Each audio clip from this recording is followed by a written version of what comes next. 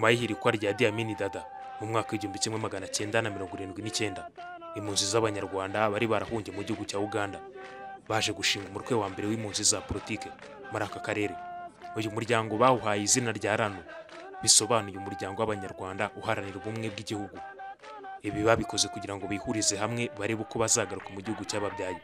Uko kwihuza kwabo kwabaye nyuma y'amatora ya Milton Obote yo mu 1980 wari umaze kurahirira kuyobora Uganda ateye kudeta Idi Amin Dada, akabifashwamo n'inyeshyamba za NRM zari ziyobowe na Yoweri Kaguta Museveni afatanyije n'abanyarwanda bari barahungiye muri Uganda.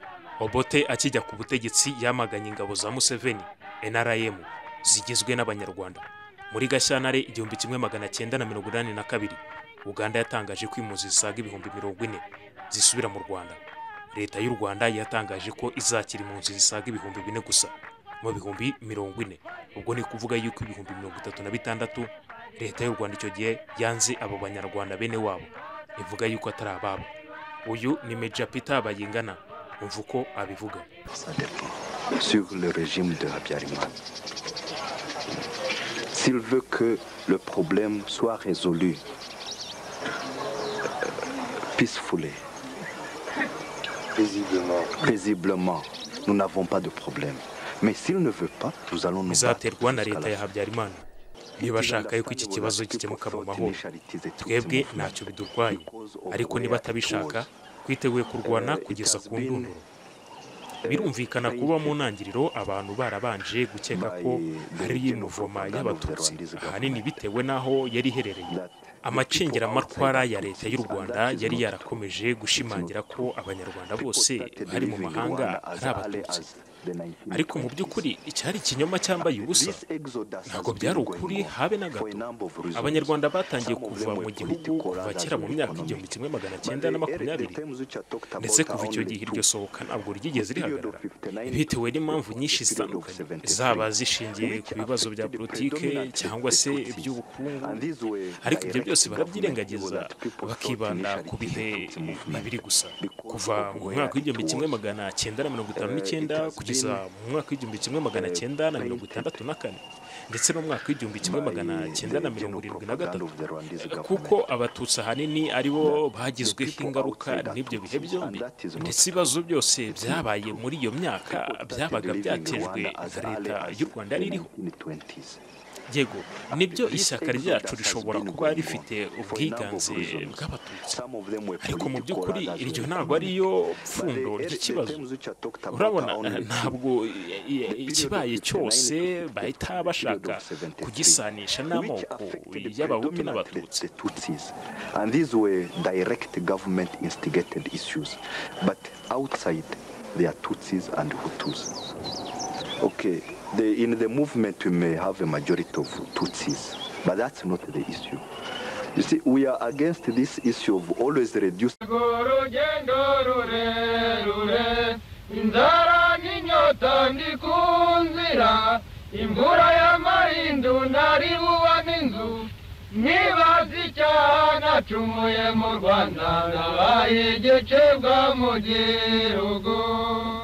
Ubugome bwawe burarengeje, wabonye duhunze utisinjizwe, utanga amafaranga ngo batumarireyo, iyo turemye dukinga amaboko kugeza na n'ubu tukiriho. Babiri bagize uruhare rukomeye mu gutegura igitero cya NRA mu mwaka w'1981 cyabereye i Kabamba, barimo Fred Rwigema na Paul Kagame. Bakuriye hamwe mu nkambi y'impunzi ya Kahunge, kandi bombi bari abanyamuryango ba RANU. Igihe NRA yatsinze yinjira i Kampala mu mwaka w'1946, hafi 1/4 cy'abarwanyi bayo 16,000 bose bari abanyarwanda. Naho Rwigema yari umuyobozi wungirije Museveni. Guverinoma ya Museveni imaze gushingwa, Rwigema yagizwe minisitiri w'ingabo wungirije n'umuyobozi mukuru w'ingabo, aba uwa kabiri nyuma ya Museveni mu mutwe wa gisirikare uyoboye igihugu cya Uganda. Naho Kagame yagizwe umuyobozi w'agateganyo w'ubutasi bwa gisirikare. Impunzi z'abanyarwanda zari mu gisirikare cya Uganda zari zimaze gutora experience ku bijyanye n'urugamba, kuko barwanya intambara nyinshi mu ishyamba bari bafite uburambe buhagije. Amezi 6 nyuma yo gufata ubutegetsi, Museveni yahinduye ubutegetsi bwemewe n'imyaka myinshi, atangaza ko abanyarwanda bari batuye muri Uganda bazahabwa ubwenegihugu nyuma y'imyaka 10. Ukuboza mu mwaka w'1987 RANU yaje guhinduka, yiyita Rwanda Patriotic Front, mu magambo y'imine ariyo FPR. Yari yiganjemo abahuze mu ntambara barwana mu gisirikare cya Uganda. Ku ya mbere Ukwakira mu mwaka w'1990, FPR Inkotanyi iyobowe na General Major Fred Gisa Rwigema yinje mu Rwanda, itangiza intambara yo kubohora igihugu. Igitero cya mbere cya FPR Inkotanyi babanje kugitsinda, icya kabiri ntago cyabaye cyiza kuri FPR Inkotanyi, kuko umugaba mukuru w'ingabo zabo Fred Gisa Rwigema yahasize ubuzima kuri 2 z'Ukwakira. Icyo gihe leta y'u Rwanda iri kumwe na FARE yahawe ubufasha n'Ububirigi, Ubufaransa na Zaire Congo mbere. Twaragiye turarwana hafi ya Rukomo, ni imwe mu ntambara mbi cyane zabayeho. Twapfushije abasirikare benshi, dukomeretsa benshi.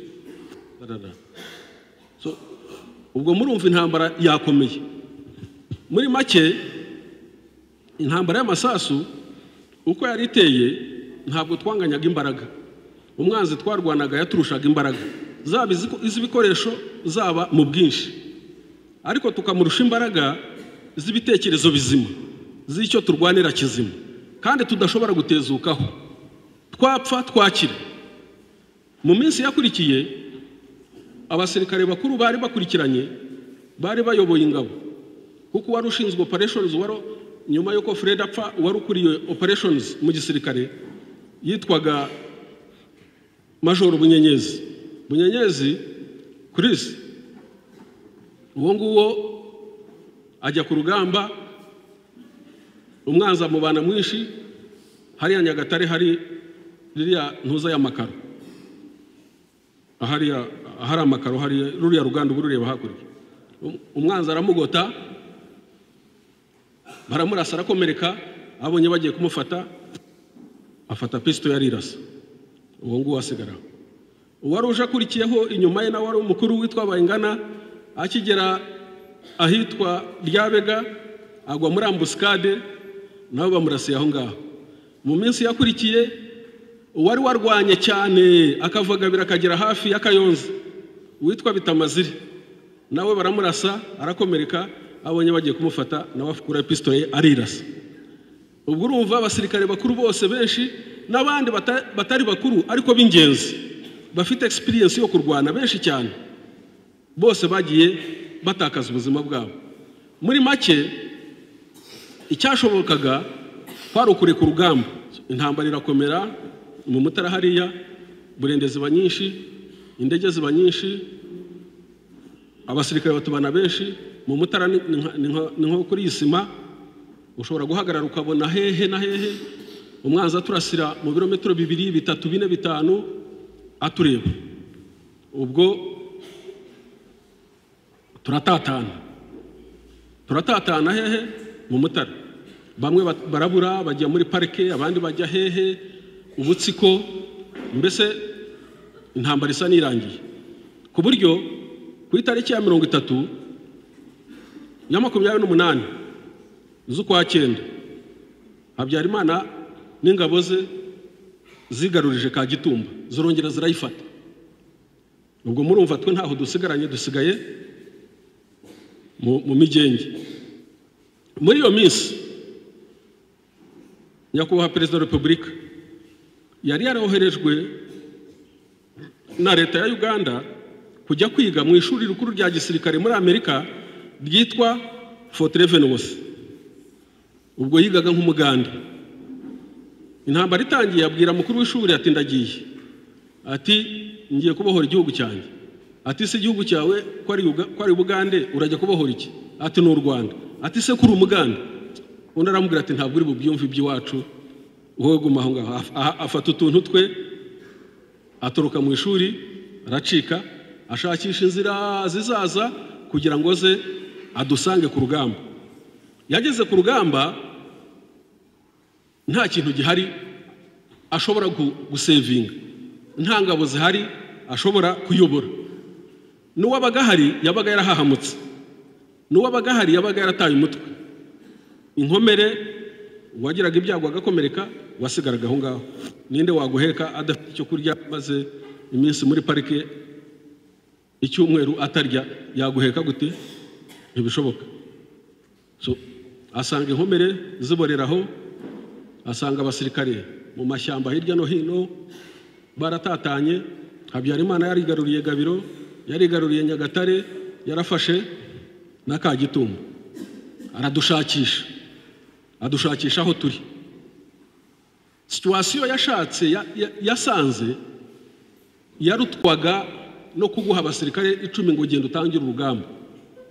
Yari mbi cyane kuza ngo ushakisha abasirikare baneshejwe, bamwe birukanka bari muri parike, abandi barimo kwijugunya mu Kagera. Muri Akagera kadutwariye abasirikare benshi cyane. Umwanzi yaza yabarasa bagahunga amasasu bakitura mu Kagera kandi atazi koga, ubwo Akagera kakaba karamutwaye, abandi bakabafata gutyo. So akusanya, araza arinjira, asanga hari abasirikare bake bahari, ababaza abandi aho bari, agenda ashakisha aho abandi bari, gutyo. Mu gihe gitoya arongera abasirikare abashyira hamwe, noneho abakura mu Mutara aho hari ikibazo gikomeye cyane cy'imiterere yaho, abayobora mu nzira igana mu misozi. Bibanze cyane mu gushinga ibirindiro mu turere twa Byumba na Ruhengeri, bigarura igice kinini cy'amajyaruguru y'igihugu, aho hari mu mwaka w'1992. Urwo rugendo rwo kurukura aho ngaho ugenda urwana dufite forces ntoya ukomparinze nabo twarwanaga na za division ziri armed, zifite ibikoresho bihagije, zifite support y'intera hamwe nyinshi. Ukaba ufite abasirikare batarenze 1000, ariko abasirikare bagomba kurwana na haduyi, bakajya kurescuinga abarimo kwicwa, bakajya no kubarinda, bakajya kubashakira amazi, bakajya kubashakira ibyo kurya. Icyo navuga nuko cyabidushoboreshaga rwa rukundo twari dufite rwa kera rw'igihugu cyacu, rwa rukundo twari dufite rw'abanyarwanda nkuko twabivugaga, rwa rukundo rwo guca injustice yarangwaga mu gihugu cyacu. Aha twagarukaga ku mateka y'umuryango wa FPR Inkotanyi nuko yashinzwe. President Afande PC niko twamwitaga turi mu ishyamba, iryo zina tunarikunda cyane.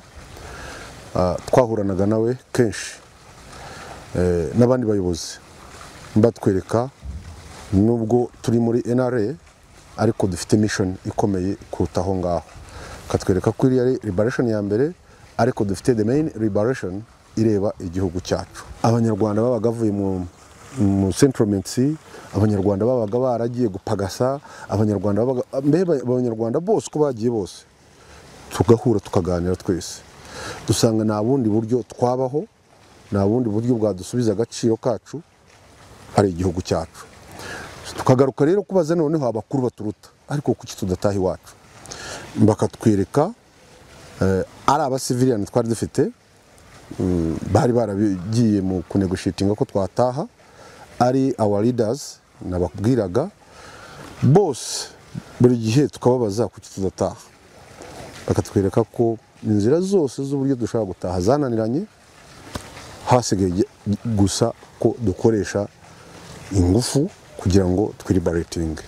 Nubwo buryo buri umwe wese aho yabaga ari, twabaga turi mu battalion atandukanye, twabaga turi muri districts zitandukanye, muri provinces zitandukanye, ariko hakabaho uburyo RPF yarashyizeho bw'uburyo twazajya duhura. Uburyo bwaradufashije cyane Afande PC yaradufashije cyane kuko yagize uruhare rukomeye cyane n'abayobozi bagenzi be kugira ngo badukangurire icyo kintu no kwishyira hamwe kuzageza umunsi wo gutaha.